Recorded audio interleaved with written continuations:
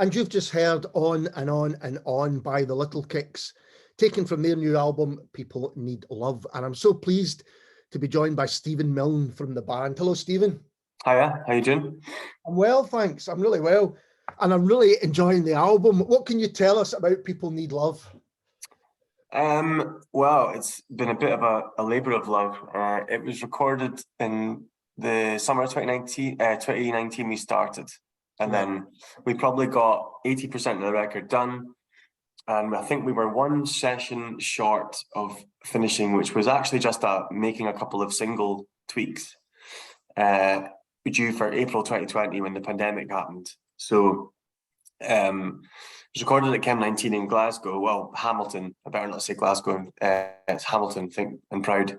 And so we were kind of zipping there back and forth there for the end of that last, the last half of that year, 2019, and then couldn't do anything in 2020. And it was like autumn 2020 when we got back in, finished the record with one session down the road and kind of come away with the master files kind of thing. And then used 2021 to sort of get artwork done, decide what singles we should do, the order of the record, all that kind of stuff. Some of the band had family in 2021 arrive, and it wasn't clear that you could really do anything.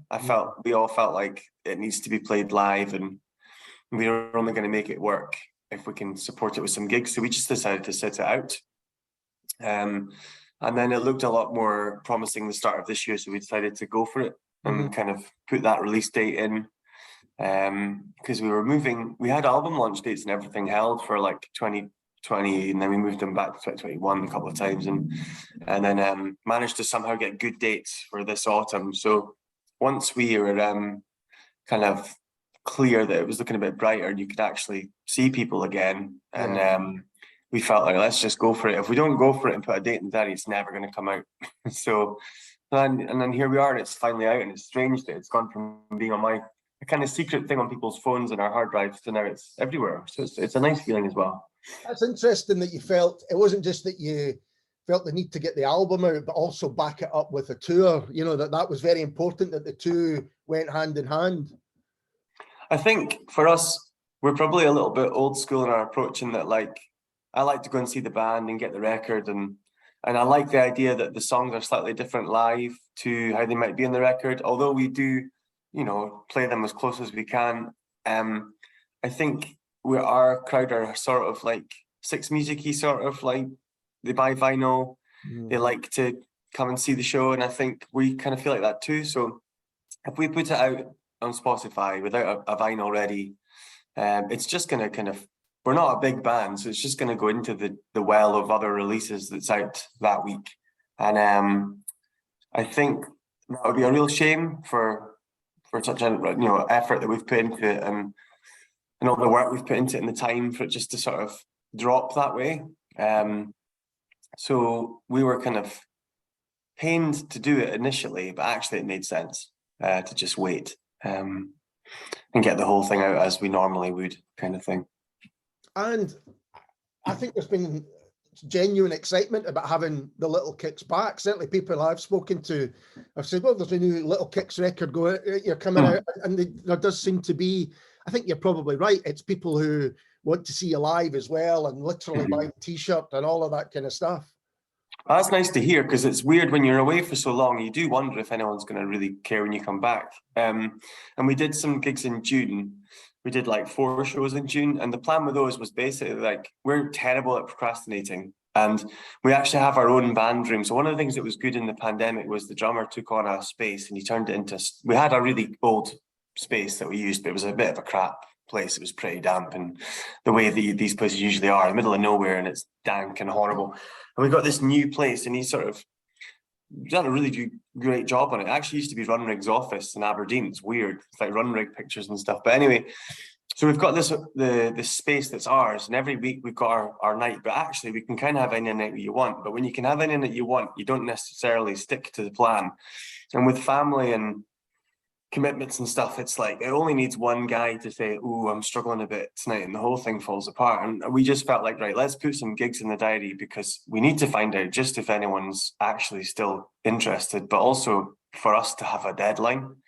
It's a bit like bands who have their own studio. They'll take 7 years to write an album and make an album because they can. But that gigs in June were really reassuring. Like the 3 shows we did, getting back out, seeing people, playing the new songs, because none of them were, I think only Ruminations was out. And the reception to the other 2 that we aired, which were the next 2 singles, was great. And then we were like, well, actually, we kind of feel like some of the strongest stuff is actually on the back half that we've not shared yet. So that was kind of like, made us feel like we had something in the pocket in a way, which was quite good. And it certainly helped our confidence. So yeah, it's been nice to come back and have people say that. It's really reassuring, I think. And you've got some gigs coming up in the autumn. You want to tell us a bit about those? Yeah, so a week on Saturday, on the 15th of October, we have the Arts Centre in Aberdeen. And that's a venue we never played before. We felt like in Aberdeen, we've kind of played everywhere by being around for so long. So it's time for us to try something different. And the album's got strings on it. So we've got the Cairn String Quartet joining us for 3 of the dates. The sort of Aberdeen, Glasgow and Edinburgh date that we have, it made sense to get them involved because they were the 3 times we played in June, and we thought, right, we can't just come back and play the same sort of thing. And the strings are quite integral to the record. So if they're keen to do it, then let's get them involved. So the Arts Centre stage is pretty big and it's more of a theatre space. So I'm looking forward to that. It'll be a bit different. And then we have a couple of weeks off after that. And then there's a run of gigs. On the 4th of November, we're in the Toll Booth. Then we go down to Galashiels the next night for Mac Arts. Mm-hmm. And then there's a week off. And then it's Voodoo Rooms in Edinburgh with the quartet. And then it's Newcastle Bobix. Right. Which is a cool little venue in Newcastle. And then the last weekend in November, we do Glasgow Drygate with the quartet. Then we do Dunfermline, PJ Malloy's, and we finish in Dundee at Hunter S. Thompson. So there's a nice little run of dates, quite well planned out that there's time off in between. So none of us are going to get, forgetting what our children look like. But also, it's quite nice because we can kind of just space it out and really, it's kind of 2 sets because there's a set with the strings and there's a set without, which requires slightly different rehearsal plans and stuff. So I guess we're kind of taking quite a lot on with that. But rehearsals have been sounding great and can't wait to play out again. It's going to be great. Yeah, I was going to ask, it's been great to get back out and see gigs. What's it like for yourself to back out and play gigs? It must be, after being locked down, as we all were, quite a release. Yeah, I think I did so just before the pandemic, I did a gig with Catherine Joseph solo. I did a piano thing and it was terrifying because my second child had just been born. I'd just come back from paternity leave. So I was in a bit of a weird, like no sleep, whatever zone. And I was terrified to do it because she's obviously so great and it was sold out and stuff like that. And I don't usually get nervous, but I had that feeling. And then the pandemic happened. And we hadn't played, it made me think, other than that Catherine show, we haven't played much at all really in a while. And I did a couple of solo things to sort of ease back in. I did a gig with Field Music. I did one with Hamish Hawk, usually at fairly short notice because they were needing somebody to support, and I went down and did it and kind of felt terrified again. So I think it's taken a little bit of while to get over that, but when it's different with the band because you've got the backing of everyone with you. But once we got that first one in Edinburgh in June, I think sort of felt a lot more calm about it. But the trade-off with that is just seeing people enjoy it is really good. And like the Aberdeen one was just a big party and that was amazing. And I think that offsets any nerves. Once you get the first 2 songs out of the way, you sort of remember people are on your side, really. So it's been good. And listening to the album as a whole, there's a strong dance influences. There always is in your music. We heard that with On and On and On. But that's an important part of what you do, isn't it? That kind of upbeat, almost disco side of things.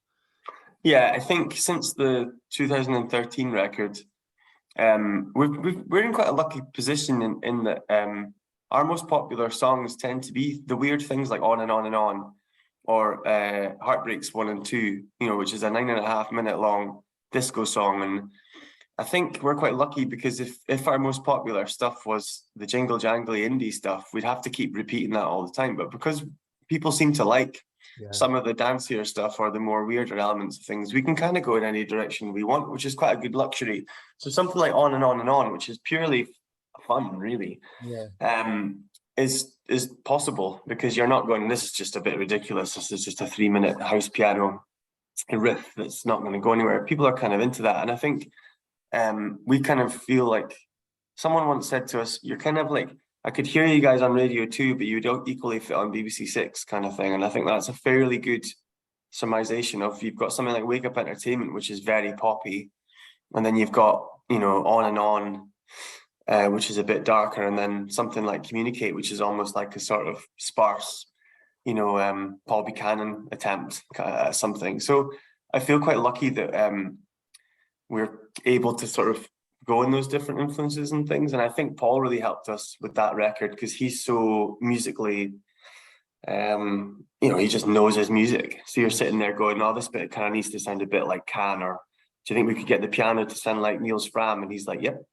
So that was a really big asset to us, because we all listen to different stuff, and being able to work those influences in it is important. I mean, if it was in an ideal world, if we were a big band, I think we'd be like an Arcade Fire LCD sound system with like 10 people, and maybe we'd wig out a bit more. But unfortunately, it's not unfortunately, but you know, at the moment it's the four of us doing all that. So yeah, I love that kind of feel that's through the record. It's important.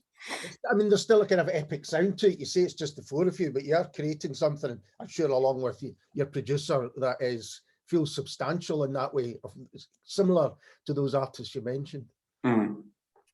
And you mentioned you were playing at Aberdeen Arts Centre, and I wanted to ask you, how is the music and culture scene in Aberdeen at the moment? Yeah, it's good. It's a good one, you know, it's a strong scene. Yeah, I think, I mean, I work as a booker for Aberdeen Performing Arts, so I'm based at the music hall. So the stuff I'm booking mainly is the sort of 1,000+ sort of selling shows, and Aberdeen does pretty well, I have to say, in terms of touring products. It's sort of Aberdeen, Glasgow, and Edinburgh, I feel, are the three that get it in Scotland. We do well, and in terms of the grassroots stuff, you've got like several venues all doing good work. You know, Drummond's and Tunnels, Lemon Tree, that's part of my company. You know, we've got a lot of up and coming bands coming through, and I think there's an appetite for it. There's not as many it seems to be a really good singer-songwriter time. Lots and lots of solo singer-songwriters. Handful of bands that are really good. They tend to sort of, you know, move, because the sort of idea is that if you're from Aberdeen, you're not going to get noticed, and that's definitely something that you know, in the past has been a thing, but maybe with the internet now it's a bit easier to kind of get seen. But I suppose to make it, you just need to be gigging all the time and everywhere, and I suppose Aberdeen's this far up the country and everywhere else is far down, so that's a slight barrier. But yeah, it does feel pretty healthy. There's lots of young guys that are very talented kind of coming through. I think that, you know, will do well, I think, in the future, which is exciting to see. Certainly, from my point of view in the Central Belt, I always felt that if bands would come to Scotland, they would play probably Glasgow and Edinburgh, and then the Lemon Tree would almost be the kind of third place that they would.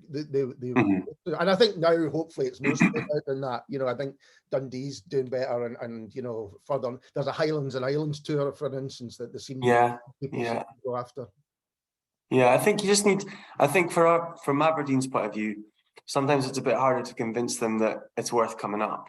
Right. But generally, 9 times out of 10, if people do make the effort, it's very well received. The people here are pretty into it.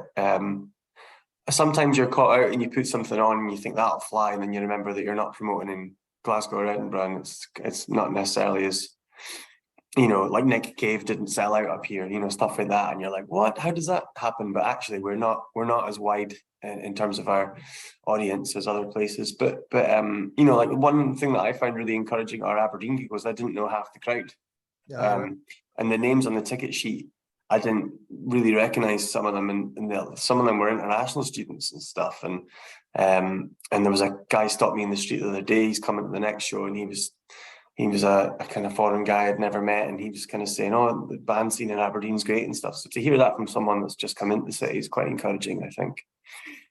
That is good news, absolutely. Steven, thank you so much for taking the time to talk to me. I really appreciate it. No worries. And this is the album's title track, People Need Love.